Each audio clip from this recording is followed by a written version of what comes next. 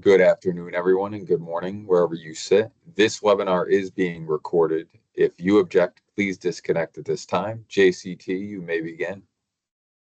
Thank you, Tony. Hi, everyone. Welcome to Export Insights, Leveraging Data and Tools for U.S. Companies. My name is Jessica Cheeks Thompson, affectionately known as JCT, and I am pleased to moderate our webinar today. I do serve as the director for the U.S. Commercial Service Dallas-Fort Worth office. And here in Dallas, as in our field offices across the U.S., we are a team of international trade specialists. We work closely with U.S. companies, small, medium-sized enterprises mostly, to help them export, to help those companies expand internationally. And we also work with our local EDOs and others to support some FDI as well. And so what I will do first, before we begin speaking about data tools, is I will give you just a brief introduction about the U.S. Commercial Service and how we support those small, medium enterprises in our different cities across the U.S. Okay? This slide here gives you an example of how we do support those small to medium enterprises. We leverage various services to support those companies, such as export counseling, where we talk to the companies about the export process and help them to develop effective market entry and sales strategies. We also provide market intelligence to those companies where we analyze market potential and foreign competitors in their assessment of entering a potential foreign market.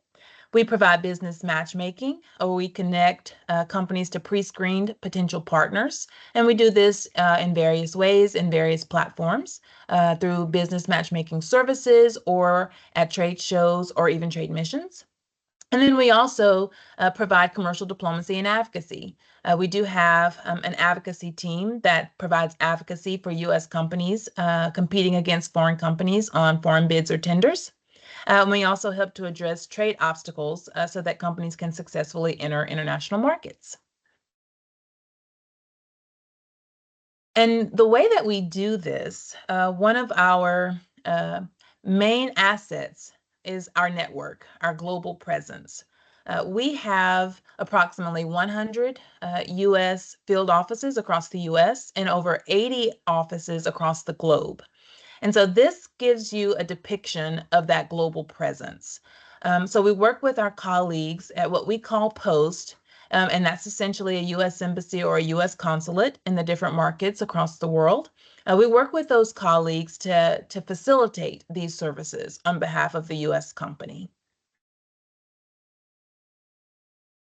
Okay, and so that's just a brief overview about the U.S. Commercial Service. And if you've attended some of our Export Week webinars, I'm sure you've learned about the U.S. Commercial Service and what we do. But do feel free to reach out to us if you do have questions, and we can provide that contact information in the chat throughout this webinar. But we also want to thank our Export Week sponsors, GloBiz, Shipman as well, for supporting Export Week and the various webinars and events that we are conducting. As Tony mentioned, this webinar is being recorded, and we do have a Q&A button that you may leverage to ask questions, and that feature is on the bottom right. So do please leverage that feature to ask your questions as the presentation is ongoing. Okay, and so now let's begin. I would like to first say thank you to our colleagues at the U.S. Census Bureau. Omari, I want to first say thank you. I know that we connected back in November, and when I reached out to you about facilitating this webinar, you didn't hesitate. You were more than welcoming to this idea and being able to provide this insight, this information to the attendees today. So thank you very much for doing that. And I will just introduce the group to everyone participating on today's call. From the Census Bureau, joining us today, we have Mr. Omari Wooden, we have Ms. Tia Muslic, and Mr. Patrick Kuhn. Mr. Omari Wooden is the Assistant Division Chief, Data User and Respondent Outreach for the U.S. Census Bureau. He joined the U.S. Census Bureau Foreign Trade Division in 1997. Mr. Wooden oversees the outreach, marketing, and training related to economic statistics, the Foreign Trade Regulations, or FTR for short, the Automated Export System, or AES for short, the Census Business Builder, which is the CBB, and the My Community Explorer, or MCE. Ms. Tia Muslic is a supervisory statistician for the U.S. Census Bureau and the International Trade Macroanalysis Branch in the Economic Indicators Division. In this role, she works on creating and disseminating the monthly U.S. International Trade in Goods and Services Report, Advanced Economic Indicator Report, and the Preliminary U.S. Imports for Consumption of Steel Products Report. And lastly, Mr. Patrick Kuhn is a section chief for the U.S. Census Bureau. Patrick began his career at the U.S. Census Bureau in 2013 as part of the Retail Census Branch.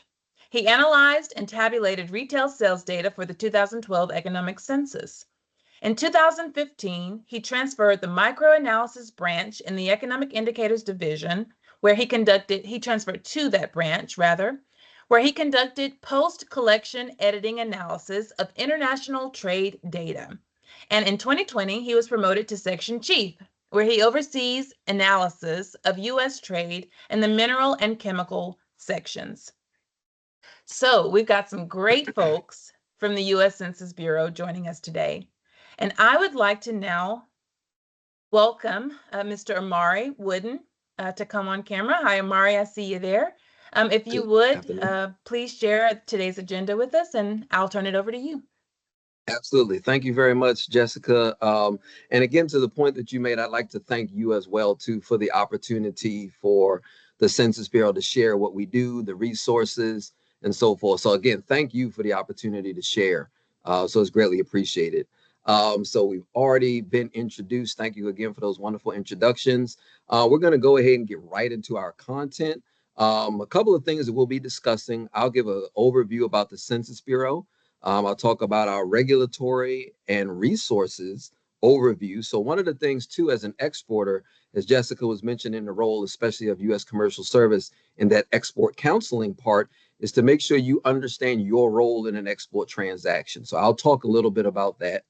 Then we'll talk about commodity classifications. And again, some of the tools that we have that are available online for you, again, to have more access to information and resources in classifying your products and making sure you're reporting your information correctly. And lastly, we'll have Tia discuss some of our trade data tools that, again, as you all, again, one of the things that was discussed from U.S. Commercial Service is that market intelligence. If you're interested in exporting to new markets or entering to new markets, one of the things you might want to ask yourself is how many companies or what products are already being exported to those countries. And some of the things that our data can provide can at least provide an insight into that. And then at the end, we will provide an opportunity for you to ask questions about anything that we've discussed today. So thank you very much. We can go to the next slide. Sure. All right. So very quickly about the Census Bureau, so we can really get into the nitty gritty. Most people know the Census Bureau. When you hear the Census Bureau, a lot of people think of, as is listed here on the slide, of the decennial census. They think of the 10-year census. So a lot of times people will say, well, what does the Census Bureau have to do with trade? And that's what we're going to be talking about today. So first off, we are the largest federal statistical agency. We conduct over 130 surveys every year, again, including the 10-year census, an American Community Survey, which measures the nation's population and housing, but then also an economic census. And then also we do a measure of state and local governments. But today, what we'll be talking about, we'll be focusing on the economic component of that. So a big part of us at Census, we release about 70 surveys or 70 releases related to economic data as we measure pretty much every sector of the U.S. economy. Next slide.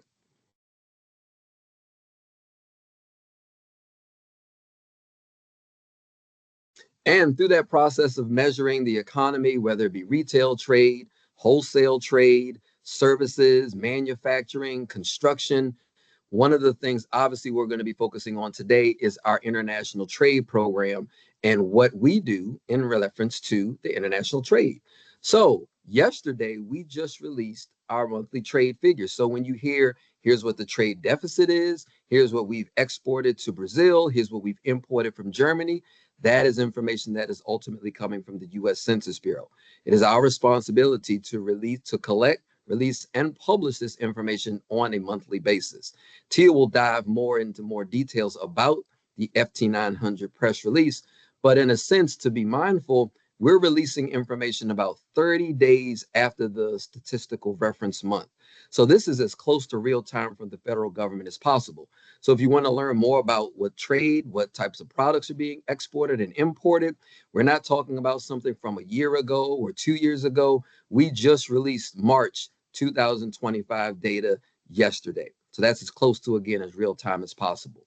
But the International Trade Program at the U.S. Census Bureau, again, we are the official source of import-export trade data.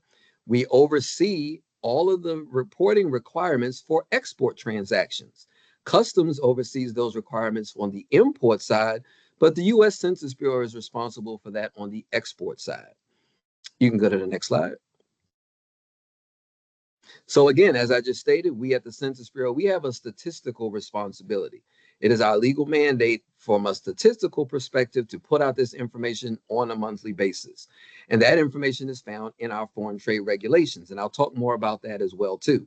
For you to understand your role in an export transaction. One of the important things is this is also a dual use statistical reporting or reporting where we work very closely with our enforcement agencies.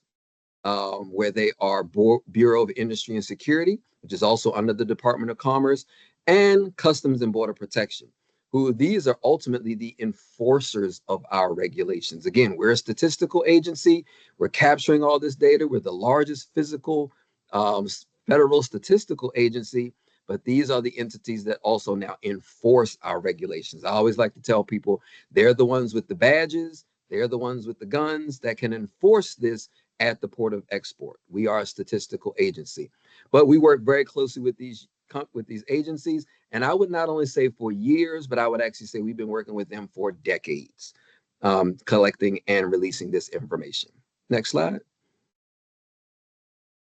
So now, as we talk about the foreign trade regulations, again, just quickly going through what the Census Bureau is responsible for, so you can be more aware, especially as you have questions, especially as some of you now start to begin exporting, and you may have questions about, am I the exporter in this transaction? Am I responsible to file? Well, those are the things that we want to make sure that we're highlighting today during our presentation. So when you have questions, you'll know who to reach out to. So the foreign trade regulations, which the Census Bureau issues, it sets forth the roles and responsibilities for anyone involved in an export transaction. So if you're exporting cargo from the United States, if it's leaving the United States, going to a foreign country, and it's a physical product, some kind of way you are going to be falling in line with the foreign trade regulations. This states what information needs to be reported to the federal government in the automated export system. We also provide the definition of terms. So what does it mean to be the date of export? What is the value of a transaction? What does it mean to be the port of export? We define all of those requirements in the foreign trade regulations. We also have our penalties. So if you do not report the information, if you fail to report information, what is the result of that? And again, that's where the enforcement agencies come into play. We also provide this information based on the mode of transportation. So we talk about different filing timeframes for air shipments, for vessel shipments, for rail shipments, for truck shipments driven across the border. And then the last thing to mention here too is not everything is required to be reported that physically leaves the United States. There are certain low value exemptions. There are certain things where we have a Canadian data exchange going to Canada.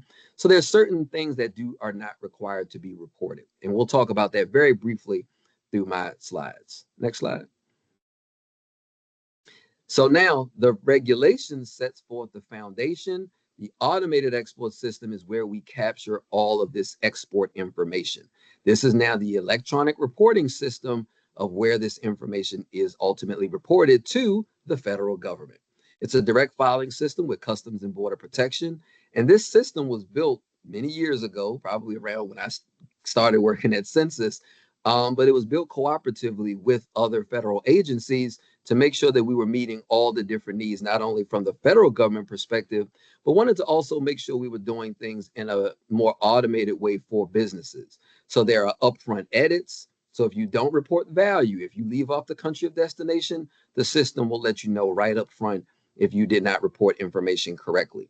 This system also interfaces with Customs and State Department for licensing and certain types of products that are being exported. And again, the responses come right back to you as the user, so that you can see if you did something wrong, you know immediately what to do to correct it. Next slide. Now, for the next couple of slides, what I want to talk about, again, very quickly, but again, we're going to have contact information at the end of the presentation if there are more questions or more detailed information, but just quickly touching on parties in an export transaction. Because if many of you that are looking to export or new to export, one of the first questions you always want to ask yourself is, what is my role in the export transaction? Who am I? What am I responsible to do?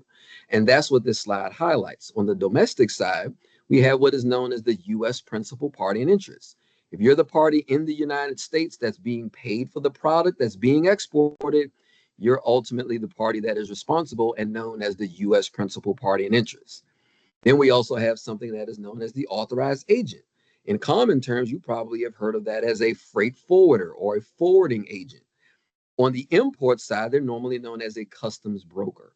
So these are the entities that will help business manufacturers, companies that build things, help them export their products because they are more knowledgeable about export regulations and requirements and so forth. So that's where an authorized agent can assist you.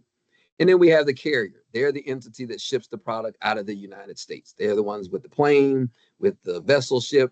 They're the ones moving the cargo out of the United States. And then we have our foreign parties. So the parties that are abroad, you can have either a foreign principal party that's paying for the product, or you can have the ultimate consignee that's receiving the product. And in some cases, they can be the same company. So I'm both paying for the product and receiving the product. Or in some cases, you may have myself, let's say, I am the foreign party buying a product from you, but I'm telling you to ship the product to Patrick, who is possibly in another country. So that's how those situations can come up. And those are very common in export transactions. Next slide. Now, one of the things that we always, so again, another question you may ask yourself is, okay, well, what are the requirements? What is a shipment? What are we doing here? So the way we've defined that is something that's called the one rule.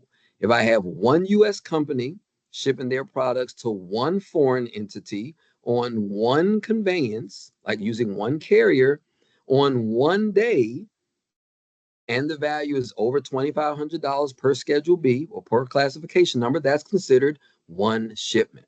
So if any of those ones become something different, I now have another shipment. So if I am a U.S. company shipping products to Tia and to Patrick, well, that would now be considered two shipments because the one rule now means if any of those becomes another number, I now have another transaction. But the last thing there that's very interesting is, as I mentioned, not everything is required to be reported. If the value is under $2,500 per classification number, then it is considered a low value exemption and is not required to be reported unless it's a certain type of product that has additional control, such as licensable products or something that is deemed very sensitive. Next slide.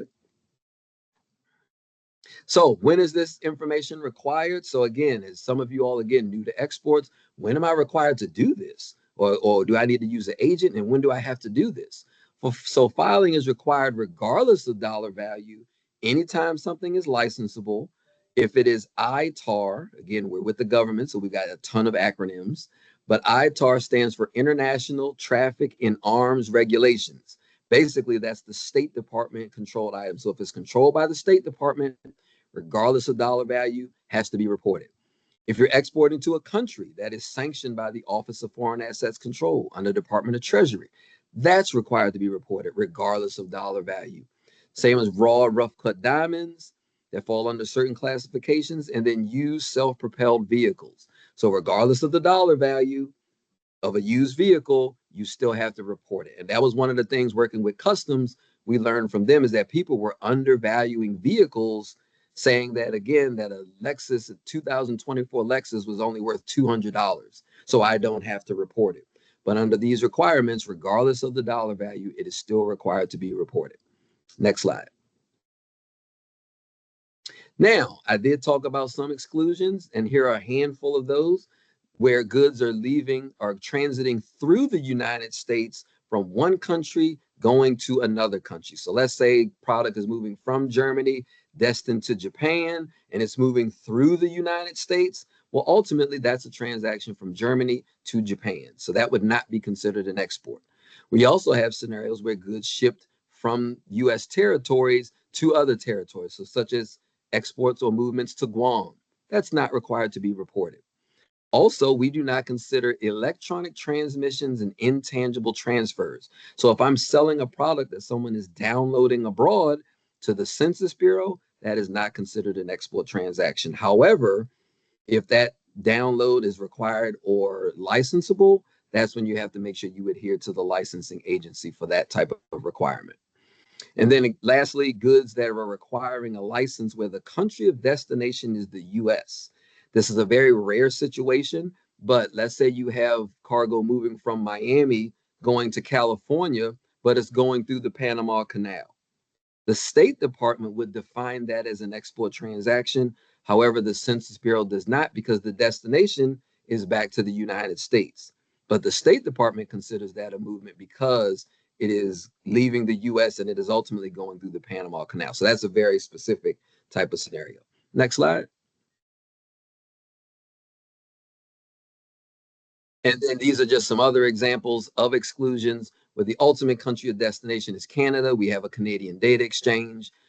So actually, because we have so much trade between US and Canada, that is something that both governments determined years ago. So this isn't something new. This has been in existence for decades as well. I already talked about value or shipments under $2,500 per Schedule B number. Also things that are exempted, temporary exports, where I'm exporting a product and then the product's coming back to the United States. For example, I am currently at a trade show right now in New Orleans, but let's say I was at a trade show in Frankfurt, Germany. I have a lot of Germany examples. I don't know why. But let's say I'm going to a trade show in Frankfurt and I export my booth, and my booth is very expensive. Well, the booth is going to come back to me after the trade show is over. So even though it is expensive, that would not be considered an export, or that would be excluded because the goods are coming back to the United States. And then also shipments to APO, DPO, and FPO for military. Those are excluded as well. Next slide.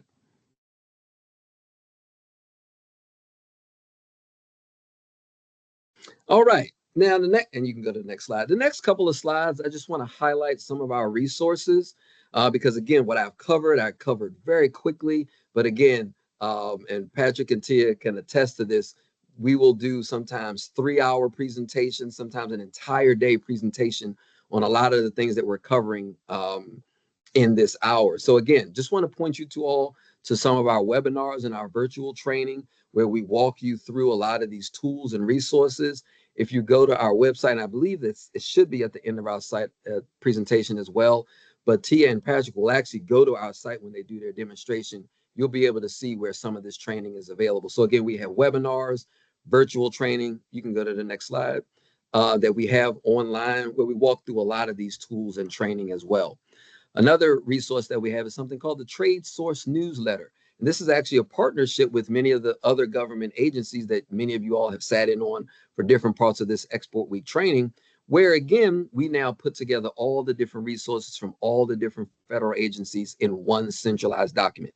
You can see the link is listed at the bottom of the screen, but this is something that comes out twice a year. And again, we work with Export-Import Bank, obviously U.S. Commercial Service, Small Business Administration, where we talk about the different resources that we have for businesses to help their exporting journey be a successful one. Next slide. We have our Global Reach blog, where again, we do deeper dives on some of the topics that we're discussing now. So you'll see on the screen, there was a topic that came up where we talked about how do I report gold? We started getting questions from the trade community on how do I classify this? How do I report this? So again, these are the different types of topics that we will also put on our Global Reach blog as well. Next slide. We also have podcasts and data gems. These are just 2 podcasts that I was involved in, where again, we go through a real deep dive in international trade. We talk about all of the different data products that we have. But again, we also have done podcasts about other economic surveys as well. including retail, trade, and then also our business trends and outlook survey as well. Next slide. And again, all of that information can be also found on YouTube as well. And as I had mentioned, I am currently at the Customs Trade Summit here in New Orleans, but that's also a big part of our outreach as well, where we actually come out to conferences. That's actually where I met Jessica, and we talked about what we did. So we attend conferences, we talk about the resources that we have, and again, the trade data that Tia and Patrick will be talking about as well for businesses to have a better understanding of how they can use our resources to help them export. Next slide. And then I believe lastly, infographics and visualization. So we've got all of this rich data. One of the ways we also try to make it simple for businesses to understand it is put them in infographics and visualizations as well. So again, all this information is available online. You can go to census.gov/trade, or even just go to census.gov, click on visualizations, and you can see a lot of this information as well. Next slide. And at this point, I'm going to turn it over to Patrick, who's going to talk about, again, another one of our tools, the Schedule B search engine, and some of our commodity classification information. Thank you. All right, thank you, Omari. And Jessica. This next portion of this presentation will be on export commodity classification. As Jessica mentioned, I am Patrick Kuhn, a manager in the microanalysis branch of the Economic Indicators Division here at Census. And we do, as our Omari mentioned earlier, we run a call center. We are option 2 on the call center. So if you have any classification questions for your export commodity, be sure to call us at option 2, where you can reach out directly to us at eid.scheduleb@census.gov via email. Next slide, please. Okay, here is a snapshot of our homepage, census.gov/scheduleb. In the red oval is the link to the Schedule B search engine, which I will be touching on in a bit here. But I do want to point out some other important information on this slide. First off, if you see down the browse heading there, right below that, we have a couple links to different Schedule B codes for the current year and for prior years. So you can see the Schedule B codes and their corresponding descriptions. You can also see where it says download. You can download some text files of the Schedule B codes and their descriptions. So a lot of companies, they have some internal programs for classification or for filing EEI, and they find these text files helpful with their internal programs. Then lastly, down at the very bottom, we have a link for obsolete codes. So Schedule B codes can be updated every January and July. If an update is made, you'll see the link for January, or in this case, I think it's January 2023 is the most recent there. So you'll see the link for the obsolete code as well as the resulting new code or codes that were derived from the old code. So next slide, please. Okay, now we'll move on to the Schedule B search engine. And again, this is the main tool that analysts in the microanalysis branch use, and it's the main tool that we want you in the trade community to use as well when you're classifying your product. So you can access that through, again, census.gov/scheduleb, or if you have your phone handy, you can look at the QR code, and that should take you right to the Schedule B search engine. So now I'm actually going to do a live demonstration. I'll walk through a couple classifications just to demonstrate some of the functionality of the product here, or products for you. Okay, Jessica, I'll take control.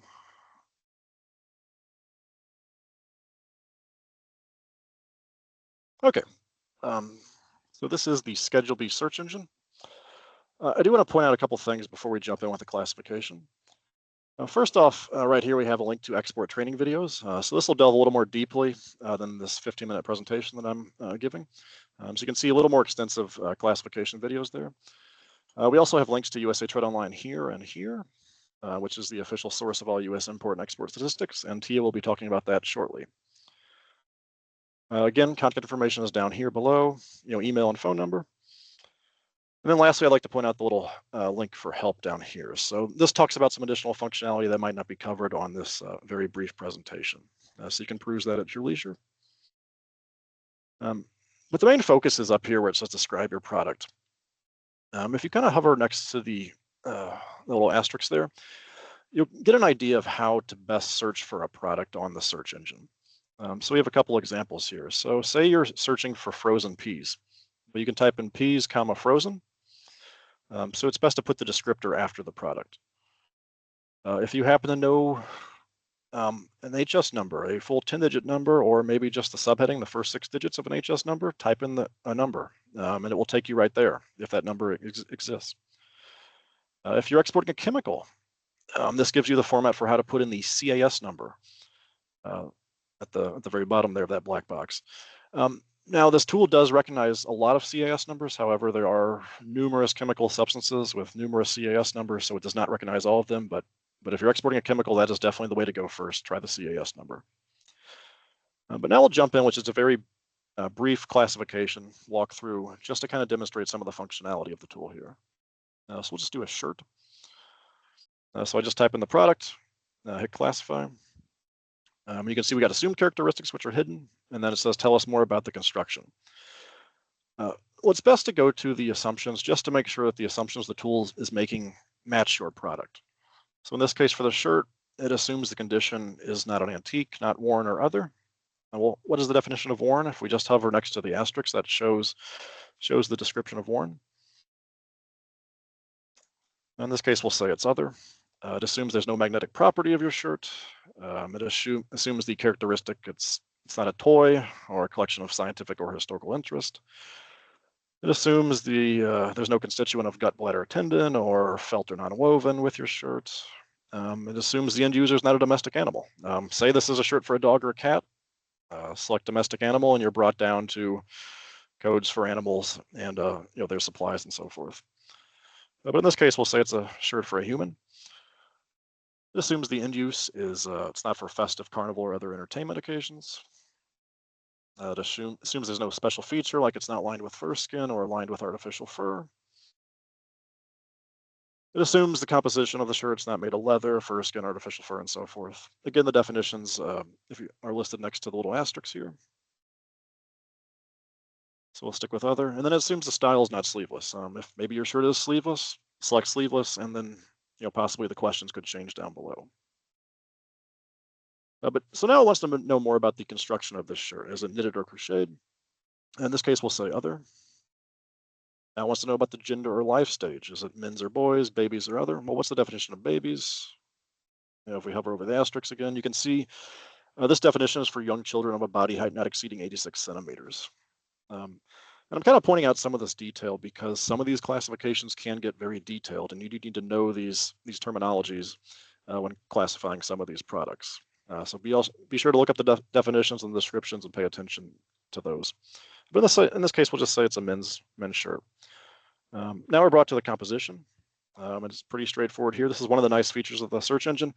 A lot of times with textiles, it just asks you for the composition. So you just put them in. So in this case, we'll say 75% cotton and 25% man-made fiber. Again, there's your definition of man-made fiber. Just make sure the totals sum to 100. Hit accept. And we're brought to the subheading 620520 for men's or boys cotton shirts. And we also have two Schedule B numbers here. This one right here, if it's a dress shirt, or other. So that would be your corresponding Schedule B number. One thing to notice, we have the unit of quantity here on the right for this right-hand column. In both cases, we have quantity 1 and quantity 2. In this case, quantity 1 being dozens and quantity 2 being kilograms.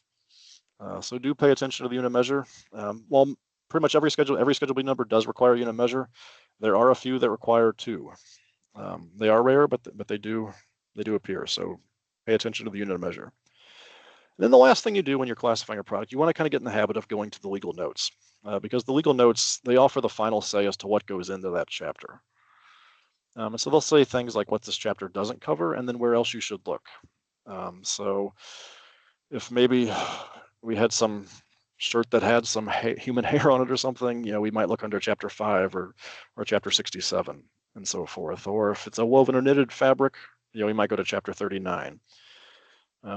Let's see. Hairnets and headgear, footwear, it kind of tells you what chapter those would go under. The chapter notes also offer certain descriptions and definitions. So for example, if you want to know what the expression high tenacity yarn is, you can find that in the notes and how that's expressed in centinewtons per text and so forth. Or what does the expression made up mean? You're going to get that whole definition there. And you keep going down, you see more of definitions about like unbleached yarn, bleached yarn, colored, dyed, or printed yarn, and so forth. And so kind of the reason I'm pointing this out and going into a little more detail here is just to show you some of the detail you might need in classifying your product. And as I mentioned in the first part, we do assist users with classifying their product, via email or phone call. And we take calls all the time. We get emails all the time. And a lot of times it's maybe from an exporter or a filer, from an individual that's not too familiar with their product. And they call and say, hey, I need a Schedule B number. The product's already boxed up, and we start asking them a whole bunch of questions like, what color is it? How much does it weigh? What are the specifications of it? And usually the response we get is, we don't know, or it's already boxed up. I don't know. So the one thing I want to kind of push you guys towards is to take this search engine, show it to the engineer, to the chemist, to the person that's very knowledgeable about your product at your company, because they'll know what some of these terms mean. If they're in the textile industry, then maybe they've heard of high tenacity yarn. But if you call us asking for detailed descriptions and definitions, I can go to the notes and read that description or definition, but I'm not in the textile industry, so that doesn't mean a whole lot to me. But if you show that to an individual in your company who is very knowledgeable about the industry, they might know what some of these terms mean, and so that can help make it a quicker for you in classifying the product. But I'll do another walkthrough here. Let's just do, say, a vehicle. Just again, demonstration of additional functionality of this tool. So again, type in the product or the description, hit classify. Again, you see assumptions are hidden. You want to make sure you go through those. This one, we only have one. It assumes it's not a toy car, or so forth. They're not designed for fairground amusement. And so we'll stick with other. Now it wants to know more about the item.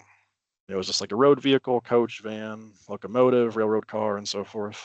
Well, we'll just say it's a regular old car. Now it wants a little more detail. Is this an armored fighting vehicle? Is it a trailer, carriage, cycle, golf cart, mule cart? Sledge, snow scooter, tractor, truck, and other. Again, hover next to the asterisk for your definition of a tractor. We'll just say other for regular old passenger car. Now it wants to know about the propulsion. Is it self-propelled?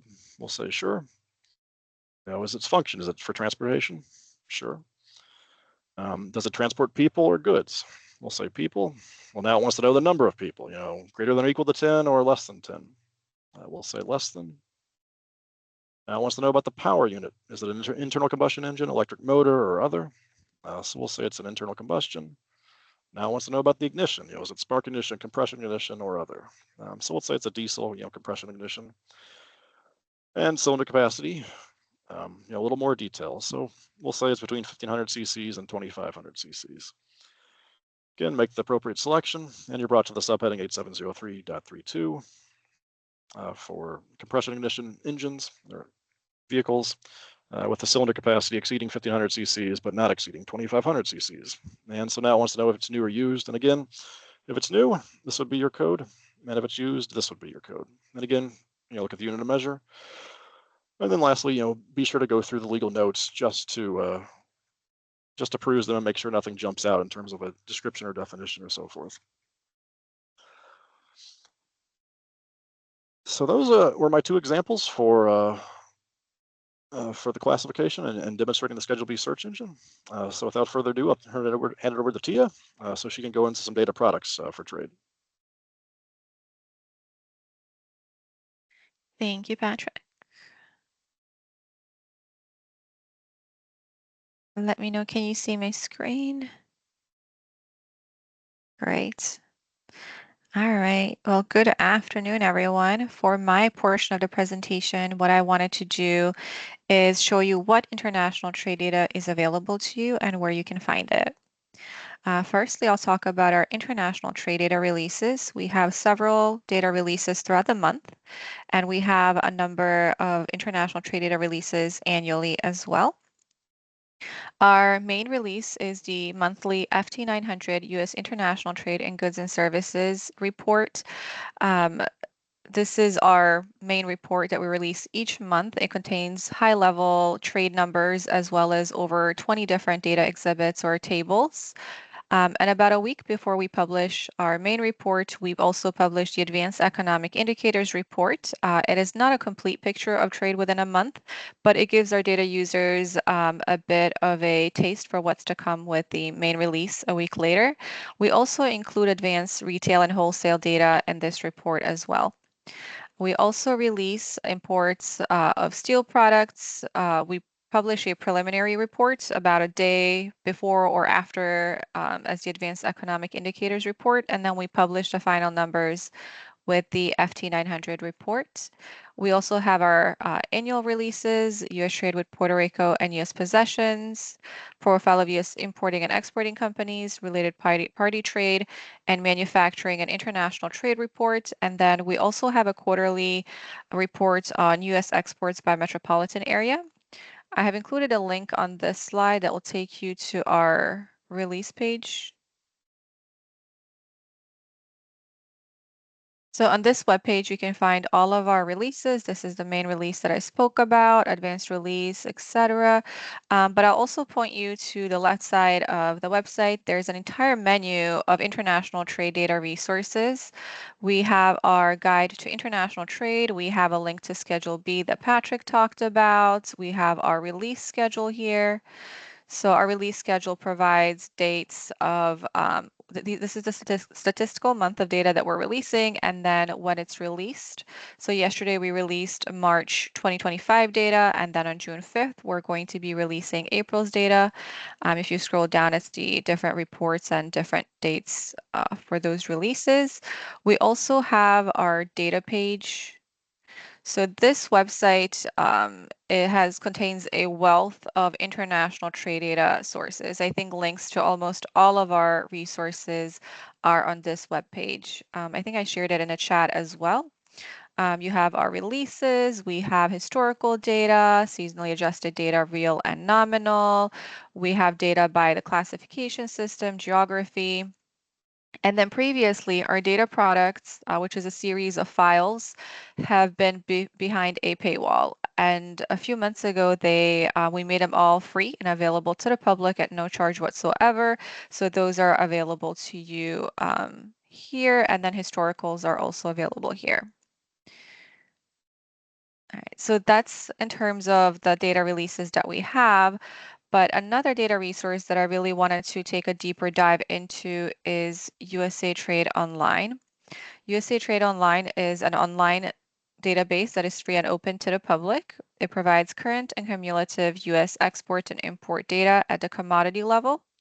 It's updated monthly, and some users of USA Trade Online include manufacturers and other businesses, economists, governments, and federal agencies, and pretty much anyone interested in international trade data.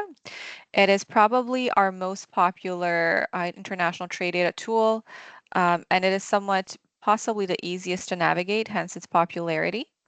So let's take a look. Oops.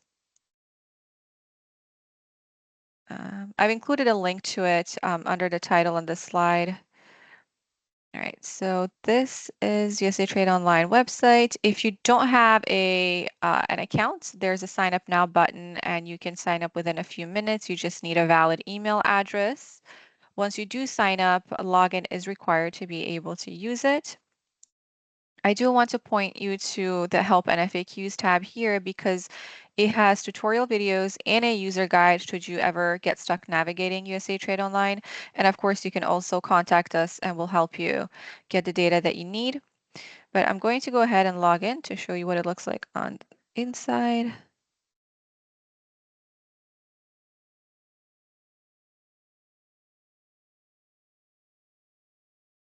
Okay, so this is the first page that you encounter when you log in USA Trade Online.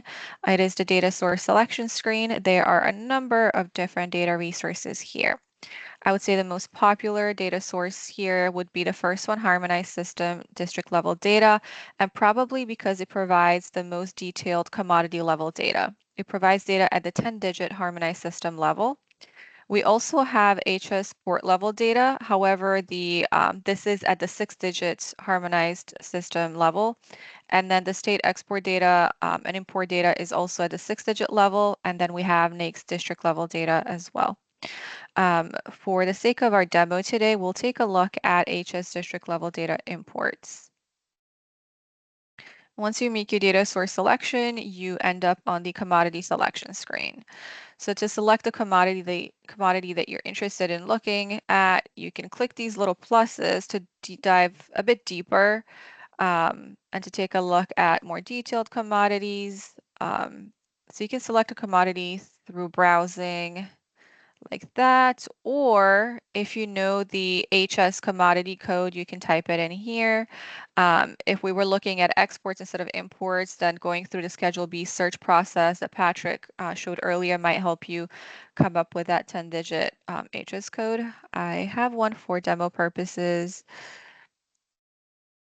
So you can simply type it in here, hit enter. And then it displays the one commodity that you're looking for. Make sure to click in the box next to it to select it. But let's say that you don't know the HS number for the commodity that you want to look at. You can simply type in the name in the search box.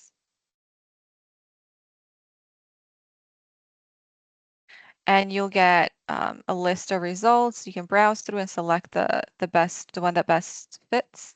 So in our case, it would be this one. Once you have your commodity selected, you can take a look at the left-hand side screen of the screen, and there's an entire menu of different parameters that you can select. Commodities highlighted right now because we're on that screen, but we can also take a look at measures. There's an entire list of measures that you can pick from. You can select all of them if you like by clicking the green check mark. Or you can be more selective and select, for example, we'll take a look at customs value and then quantity. If you keep scrolling down, you will get the definitions of what each measure is. But we've selected customs value and quantity, then we'll go ahead and take a look at the country selections. Now, if you have a particular country that you're interested in finding exports for, imports for, you can select that little plus and scroll down, find the country, click in the box next to it and do a search, or you can simply type it in here as well and select the country. Most of the time, for most countries, there will be several different Mexicos or Canadas, whatever you're looking at. All of them will show the same data, so it doesn't matter what you end up checking. So for the sake of our example, let's just select all the countries and let's see where we get most of the fishing rods from. Then we could also take a look at the district selections. If you're interested in seeing how many fishing rod Baltimore imports, you can select that. Or if you want to look at imports of fishing rods by district, you can select all of them. For the sake of the example, I'm going to keep it very simple and we won't be making any selections on the district, but you can do that there. And then for the time variable, the data in UTO starts in 1992. And through 2001, it's available at the annual level. And then starting in 2002, it's available at the monthly level. We can take a look at, so the latest month of data that we have is March 2025, and that's the default selected member, and I'm just going to leave it at that. But so now that we've made all of our selections to run the report and get our tables to display, we would click on this report button. It's somewhat hidden, but this is the run report button. And here we have it. This is the data that we asked for and we received it in not a great format. This is not very user-friendly. Ideally, we would want to have the countries listed as rows and these two measures as columns. We can reformat the table in UTO. If you click the downward arrow next to the grid-like icon, we can go to rearrange report, move the measures over to columns, click on the countries, move them over to the rows, and we can click OK. Now this is much more readable, much more user-friendly, but at the same time, we have so many empty cells, which is not great. But we can also format for that. We can go back and click on that little arrow, click on suppress values, click rows, suppress rows and columns that are empty or 0, or you can specify what you would like to exclude. But we'll just do empty or 0, click OK. And now we have a nice, relatively clean data table that we can work with. We can also sort the data in descending order to see what the top imports are coming from. We have China, Vietnam, Mexico, or we can also sort it by quantity. And to download this table, if you wanted to run additional analysis or you wanted to create graphs, you can download the table by clicking the green arrow, selecting comma delimited ASCII formats and multidimensional for data formats. Click OK.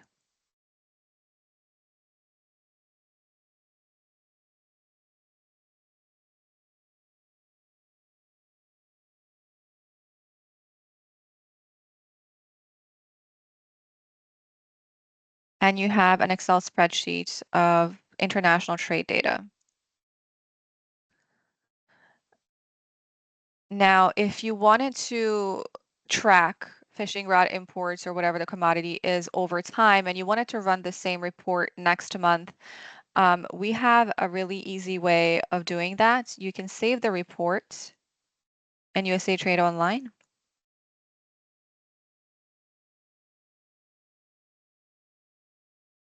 So next month, when you log in, you can run the reports.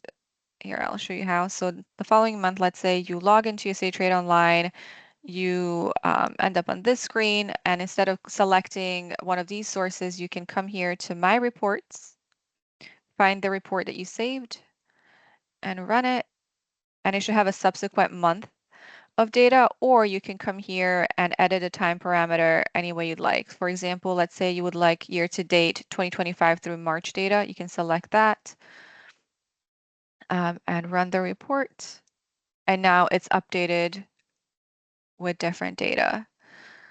Yep, I hope you found that helpful. That's sort of the gist, the main points of USA Trade Online. We could talk about it for hours, but these are the main features. I hope you find that helpful. And there's one last thing that I wanted to mention before handing it over to Omari is we also have International Trade Data API, which is not as user-friendly as USA Trade Online. However, it does have different data that's not in USA Trade Online. So we have we've created a API query tool. It's not yet available to the public, but it's something that we hope to have available to you in the coming months. Okay, thank you. I'll pass it over to Omari or Jessica. Thank you, Tia. I think that was a great presentation. Thank you for sharing all of that information and for demonstrating the sites and the search engines with everyone. Omari, let's pass it to you. I did see a lot of activity in the chat, and many of the questions that have been entered have already been answered. And so kudos to all of you for jumping on those questions. But are there any questions that remain unanswered? And Omari, would that be okay if we took a few questions now? Absolutely. So one question I will pose to the group and answer it. Patrick, it'll be a question that I'll pose to you that came up. It's related to concordance files. So hopefully you'll be able to address that. One question that came in is who owns the responsibility to determine the Schedule B and the ECCN when it comes to certain types of products that are being built? So for the group and beyond just the question, ECCN is known as the Export Control Classification Number. So when I talked about some items have an additional level of scrutiny, an additional level of control, that is something that is issued from the Bureau of Industry and Security. So the Schedule B and the ECCN are still the determination and the responsibility of the U.S. principal party and interest in the transaction. So there's a good chance that that's the manufacturer, because they will be more knowledgeable about the product that is being exported. They will have more knowledge of the technical requirements versus an agent who will be an expert at moving the product. So that responsibility should still reside with the manufacturer. Question, Patrick, for you. So hopefully that answered that question, but feel free if you want to have a follow-up. Question, Patrick, for you is, could you explain the difference between the concordance files and the difference between AES and ACE? So probably just a greater breakdown of the concordance files and how they relate to ACE and AES. Sure. So the concordance files, if you go to that link, I can share my screen here. So it's just a link of all of the Schedule B codes with their descriptions and their unit of measure. And there's some text files. Like I said, a lot of companies, maybe can use this in internal programs to more quickly query them. So these are all the codes that would go in AES for their on the EEI filing. I don't know. Did you want to hop into about the ACE-AES difference, Omari? Or? Yeah. So just to piggyback on Patrick, so that content is built right into AES. So when filers are reporting in AES and ACE, those logic are built right into when you're pulling the Schedule B numbers for a classification number. So let's say, for example, you pull up one of the numbers Patrick just had up, but you want to put in kilograms when actually the unit of measure should be number. So all of those concordance files are built right into the system to make sure that the system editing is consistent. One other question that I did get to, and then I'll come back to the chat section. There was a question, if I'm shipping to Canada under an ITAR exemption, so again, that's the State Department's exemption, is EEI or export reporting required when the value of each shipment is more, and I will say more or less than $2,500. So, which is expanding on the question. So if it's State Department controlled, you have to report it even going to Canada, regardless of dollar value. So if it is above 2,500, or even if it were below 2,500, but still going to Canada, the fact that it's State Department control, it has to be reported regardless of dollar value. Let's see, we'll go back to the chat to see. I also saw Jason jump in with an answer. So thank you, Jason, for helping with that as well. So there's a question of who's the best contact to correct for AES company account. So what I'm going to do, I'm going to put in the 1-800 number for us and then select option number 1. So as Patrick had mentioned with classification assistance, he mentioned their option number 2. The 1-800 number I just listed in the chat is our 1-800 number for our trade team. So for filing in the automated export system, that's option number 1. So for your question, Sherry, contact them. They can assist you with your contact information. Option number 2, classification like Patrick. Option number 3, regulations. So some of those things I was talking about earlier. Option 4 will be Tia and her team if you want to do a deeper dive on data. And then option 5 are some of our outreach and then also our ACE export reports.